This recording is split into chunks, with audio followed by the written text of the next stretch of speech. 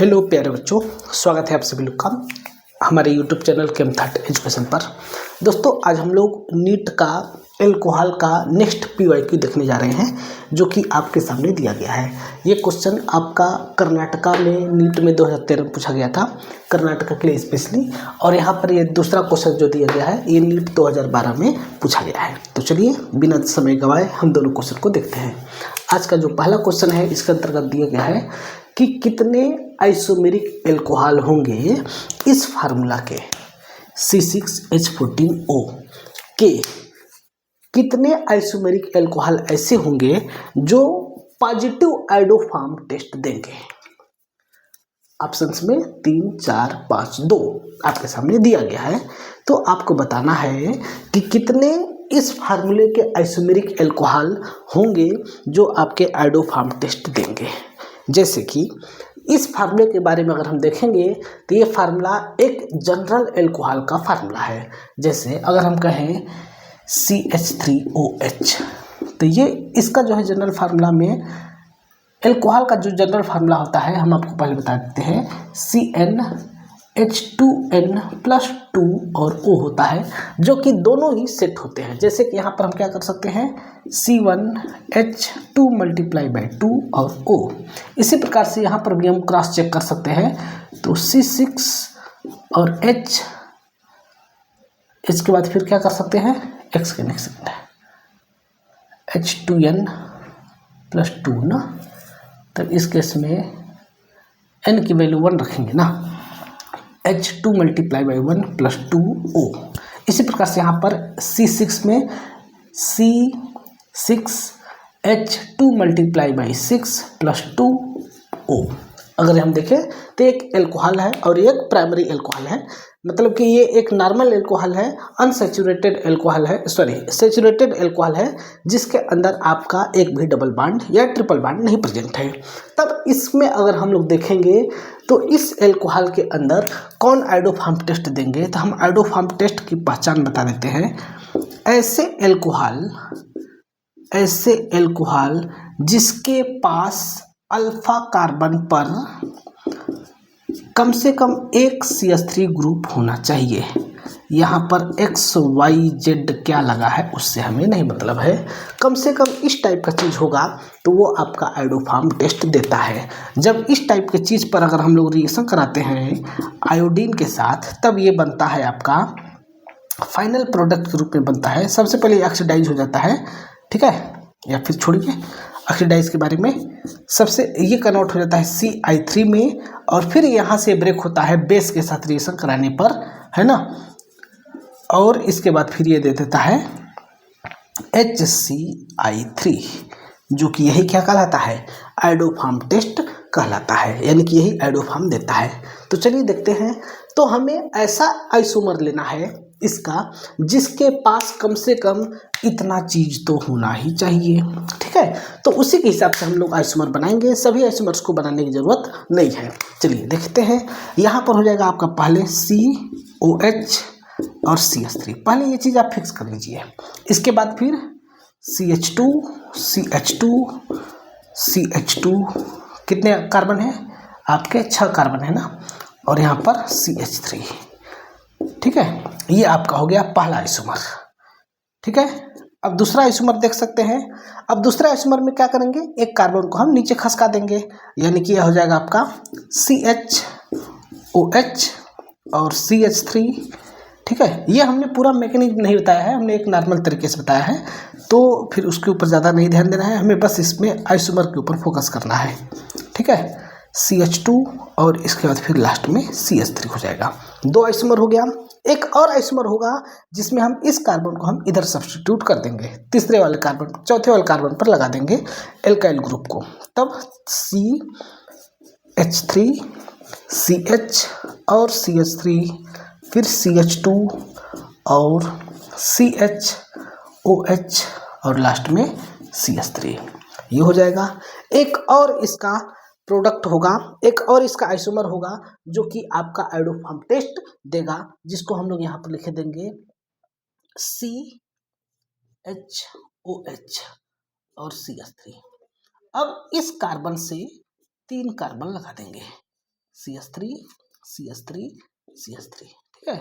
इस प्रकार से इसमें टोटल 4 ये आइसोमर होंगे और अगर हम चारों में नोटिस करोगे तो ये चीज़ आपको दिखाई देगा, जिसके चलते ये आपका आइडोफार्म टेस्ट इतने आइसोमर देंगे, यानी कि इस केस में कौन सा ऑप्शन हो जाएगा, बी वाला ऑप्शन हो जाएगा, ठीक है। इस प्रकार से क्वेश्चन करना था 1 मिनट में, बहुत ही इजी क्वेश्चन है। अब देखिए अगला क्वेश्चन दिया गया है कि इस केस में ये एक रिएक्शन दिया गया है, मिथाइल ब्रोमाइड के ऊपर पोटेशियम साइनाइड के साथ रिएक्शन होता है तो बनता है ए के ऊपर हाइड्रोलिसिस होता है तो बनता है बी के ऊपर रिडक्शन होता है लिथियम एल्यूमिनियम हाइड्राइड के साथ तो सी बनता है। तो ये सी क्या है, सी चारों में से क्या होगा, ये आपको कमेंट करके आंसर में बताना था। तो चलिए देखते हैं, यहाँ पर फिर से हम रिएक्शन को लिख देते हैं। पोटेशियम साइनाइड आपको ऑलरेडी पता होना चाहिए किस फॉर्म में रहता है पोटेशियम साइनाइड, तो ये आपका रहता है पोटेशियम प्लस और Cn माइनस, ये एक आयोनिक कंपाउंड है। तब CH3Br के ऊपर यानी कि मिथाइल ब्रोमाइड के ऊपर रिएक्शन होगा K प्लस Cn माइनस में से सबसे पहले Cn माइनस आएगा, SN2 पाथ से अटैक करेगा क्योंकि मिथाइल ग्रुप है, यहाँ से Cn माइनस निकलेगा यानी कि आपका C triple bond N dot dot dot dot CH3 dot dot dot dot Br, है ना। कौन सा पाथ फॉलो करेगा, SN2 पाथ को फॉलो करेगा और ये आपका बनेगा इनवर्जन प्रोडक्ट। हालांकि ये चीज़ आपसे पूछा नहीं था लेकिन मैं आपको बता देता हूँ, Br माइनस यहाँ पर ये बन जाएगा। अब अगले केस में ये बनेगा आपका CH3 और C दिखाई दे रहा होगा ना, हाँ, ट्रिपल बॉन्ड N यानी कि मिथाइल नाइट्राइल बन जाएगा, जो कि ये होगा आपका A, ठीक है ना। अब ए के ऊपर हमें हाइड्रोलिसिस कराना है, यहाँ पर कितने मॉलिक्यूल है, कितने मॉलिक्यूल के साथ हाइड्रोलिसिस कराना है ये चीज़ नहीं लिखा गया है, यानी कि इस केस में हम इसका कंप्लीट हाइड्रोलिसिस कराएंगे, किसका, मिथाइल साइनाइड का।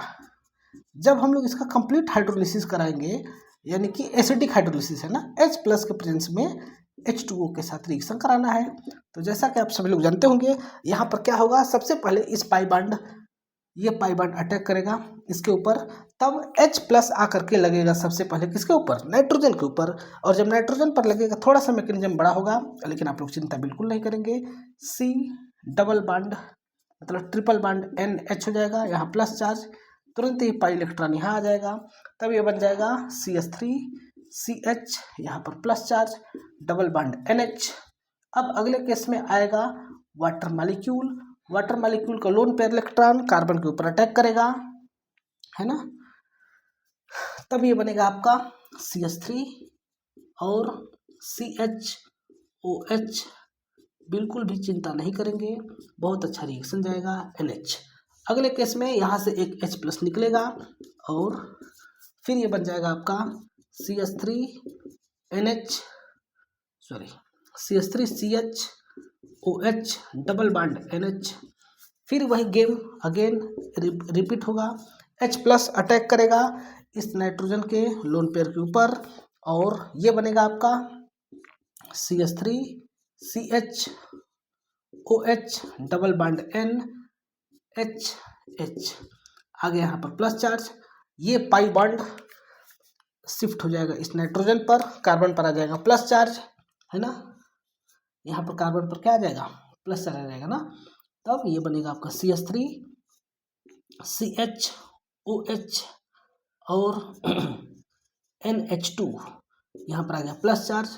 फिर से अटैक होगा एक वाटर मॉलिक्यूल का, हम आपको मैकेनिज्म भी बता दे रहे हैं इसी के साथ साथ, बिल्कुल चिंता नहीं करेंगे। ये वाटर मॉलिक्यूल अटैक करेगा, तब ये क्या बन जाएगा, थोड़ा सा ज़्यादा बड़ा हो गया ना, कोई बात नहीं, आपको थोड़ी देर में सब दिखाई देगा। CH3 CHOH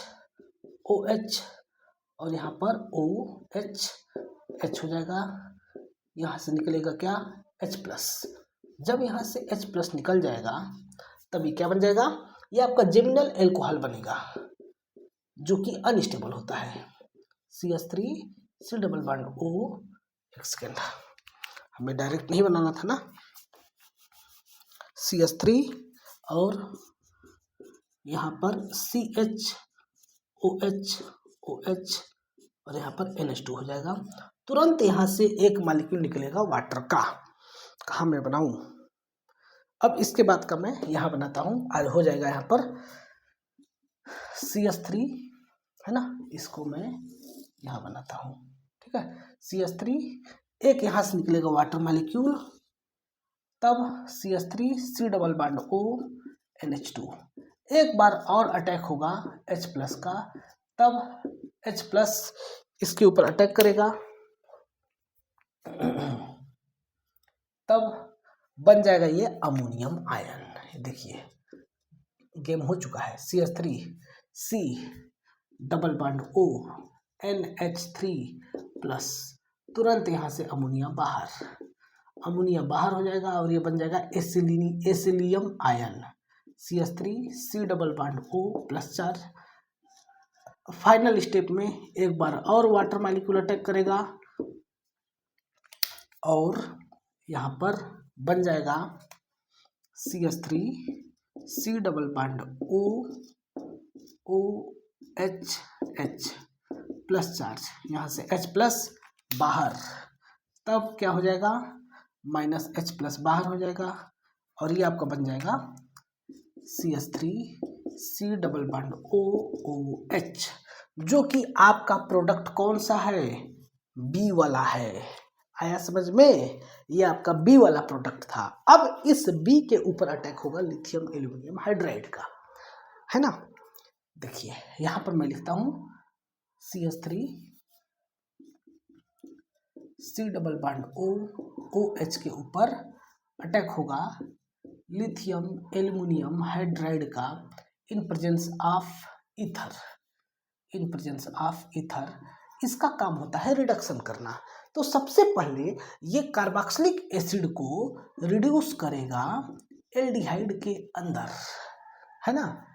लेकिन इसके बाद फिर से यहीं पर एक बार और लिथियम एल्यूमिनियम हाइड्राइड का रिएक्शन होगा और इस एस्टल्डिहाइड को कन्वर्ट कर देगा ये एथाइल एल्कोहल में इस प्रकार से ये कन्वर्ट कर देगा, जो कि आपका होगा प्रोडक्ट नंबर C। आया समझ में। इस प्रकार से यहाँ पर रिएक्शन होता है, दो आपके प्रोडक्ट बनेंगे। एक बार फिर से हम रफली खूब फास्ट गति से समझ लेते हैं। सबसे पहले मिथाइल ब्रोमाइड के ऊपर साइनाइड का रिएक्शन होगा, Cn माइनस का रिएक्शन होगा, SN2 पास से जाएगा, यहाँ से धीरे धीरे ये वाला बॉन्ड क्या होगा, फॉर्म होगा, ये बॉन्ड ब्रेक होगा, ये आपका बनेगा ट्रांजिशन स्टेट, ठीक है। अगले केस में ये आपका इन्वर्जन प्रोडक्ट बन जाएगा A नंबर, जो कि यहाँ पर दिया हुआ है। अब इस A के ऊपर फिर से H प्लस अटैक करेगा, फिर वाटर मॉलिक्यूल अटैक करेगा। तो सबसे पहले इलेक्ट्रोफाइल का अटैक होता है, इलेक्ट्रोफाइल इसके ऊपर अटैक, इलेक्ट्रोफाइल के ऊपर पाई बॉन्ड अटैक करेगा तो हाइड्रोजन नाइट्रोजन पर आके लग जाएगा। अब नाइट्रोजन पर आ गया प्लस चार्ज, तब ये पाई इलेक्ट्रॉन को खींच लेगा नाइट्रोजन, जब पाई इलेक्ट्रॉन को खींच लेगा नाइट्रोजन तब प्लस चार्ज आ जाएगा कार्बन पर आ गया प्लस चार्ज, तब वाटर मॉलिक्यूल अटैक करेगा कार्बोकैटायन पर, जब कार्बोकैटायन पर अटैक करेगा तब उस केस में अब यहाँ पर ऑक्सीजन के ऊपर आ गया प्लस चार्ज, ऑक्सीजन के ऊपर आ गया प्लस चार्ज तो H प्लस निकाल देगा। जब यहाँ से H प्लस निकल जाएगा तो फिर क्या बन जाएगा CH3 CH double bond NH और यहाँ पर OH हो जाएगा। अब अगले केस में फिर से दूसरा मॉलिक्यूल आएगा एसिड का, यह नाइट्रोजन का लोन पेयर या फिर पाई बॉन्ड जनरली अटैक करता है, पाई बॉन्ड अटैक करेगा तब फिर ये नाइट्रोजन के ऊपर चला जाएगा, ठीक है ना। अब नाइट्रोजन के ऊपर आ गया प्लस चार्ज, तब फिर से जब नाइट्रोजन के ऊपर आ गया एक सेकंड, हाँ लोन पेयर अटैक करेगा, लोन पेयर यहाँ पर अटैक करता है, यहाँ पर भी ये लोन पेयर ही अटैक करेगा, ठीक है। ये लोन पेयर अटैक करेगा क्योंकि ये फ्री इलेक्ट्रॉन है, ठीक है। लोन पेयर अटैक किया, यहाँ पर भी लोन पेयर अटैक किया, तब यहाँ पर आ गया नाइट्रोजन पर आ गया प्लस चार्ज, नाइट्रोजन पर आ गया प्लस चार्ज तो कार्बन और नाइट्रोजन के बीच में जो डबल बॉन्ड है वो बॉन्ड ब्रेक होगा और पाई बॉन्ड कहाँ चला जाएगा, नाइट्रोजन पर चला जाएगा इलेक्ट्रॉन के रूप में। तब ये हो गया आपका न्यूट्रल हो गया एमीन। अब यहाँ पर कार्बन पर आ गया प्लस चार्ज यानी कि कार्बोकैटायन बन गया, फिर से एक नया वाटर मॉलिक्यूल अटैक करेगा, जब अटैक किया तो यहाँ पर आपका जेमिनल एल्कोहल बनेगा, यहाँ से H प्लस निकलेगा, जिस रूप में अटैक किया था उसी रूप में H प्लस निकल जाएगा, तो ये आपका बन गया जेमिनल एल्कोहल और एमीन, जो कि एक अनस्टेबल है। ये क्या है आपका अनस्टेबल, और जब ये अनस्टेबल है तो यहाँ से निकालेगा क्या वाटर मॉलिक्यूल, है ना। यहाँ से निकलेगा क्या वाटर मॉलिक्यूल, जिस रूप में अटैक हुआ था उसी रूप में निकल गया, यानी कि दो मॉलिक्यूल अटैक हुआ, एक मॉलिक्यूल प्राप्त हो गया, यानी कि एक ही मॉलिक्यूल अटैक हुआ। अब आगे देखिए, फिर से आपका एक H प्लस आएगा, नाइट्रोजन को लोन पेयर इसके ऊपर अटैक करेगा, फिर से बन जाएगा अमोनिया, तो अमोनिया बन जाएगा तो अमोनिया बाहर निकल जाएगा, ठीक है। अमोनिया यहाँ से बाहर निकल जाएगा, तब ये बन जाएगा एसिलिनियम आयन। एसिलिनियम आयन के ऊपर वाटर का लोन पेयर इलेक्ट्रॉन अटैक करेगा। जब वाटर का लोन पेयर इलेक्ट्रॉन अटैक करेगा तो ये आपका फिर से यहाँ से H+ को बाहर निकलेगा, ये बन जाएगा कार्बोक्सिलिक एसिड, जो कि आपका होगा प्रोडक्ट नंबर बी। अब इस कार्बोक्सिलिक एसिड के ऊपर लिथियम एल्यूमिनियम हाइड्राइड का साथ रिएक्शन होगा। इसका मैकेनिज्म बहुत बड़ा होता है लेकिन हमने नहीं दिखाया क्योंकि बहुत ज़्यादा टाइम हो जाएगा। लिथियम एल्यूमिनियम हाइड्राइड के साथ रिएक्शन होगा ईथर का, तो फिर ये बनेगा सबसे पहले एस्टल्डिहाइड। एस्टल्डिहाइड के ऊपर फिर से लिथियम एल्यूमिनियम हाइड्राइड का रिएक्शन होगा दूसरे स्टेप में, तो फिर बन जाएगा एथाइल अल्कोहल, जो कि आपका ये वाला ऑप्शन है। ठीक है, इस प्रकार से इस क्वेश्चन को समझना था। उम्मीद करते हैं कि आपको ये क्वेश्चन समझ में आया होगा। अगले नेक्स्ट वीडियो में हम लोग नेक्स्ट नए एथाइल मतलब कि अल्कोहल फिनाइल ईथर के क्वेश्चंस को करेंगे। बाकी अगर आपका कोई भी डाउट हो, कोई क्वेश्चन हो, तो आप हमें कमेंट में बताइए, या फिर आप हमारे इस बोर्ड पर दिए गए नंबर के ऊपर मैसेज कर सकते हैं। हम बहुत प्रयास करेंगे कि हम आपके सारे क्वेश्चंस को सॉल्व करें, हम आपके हर प्रॉब्लम को सॉल्व करेंगे। ठीक है, केमिस्ट्री से रिलेटेड प्रॉब्लम, पर्सनल लाइफ से रिलेटेड नहीं। ठीक है, ओके, धन्यवाद।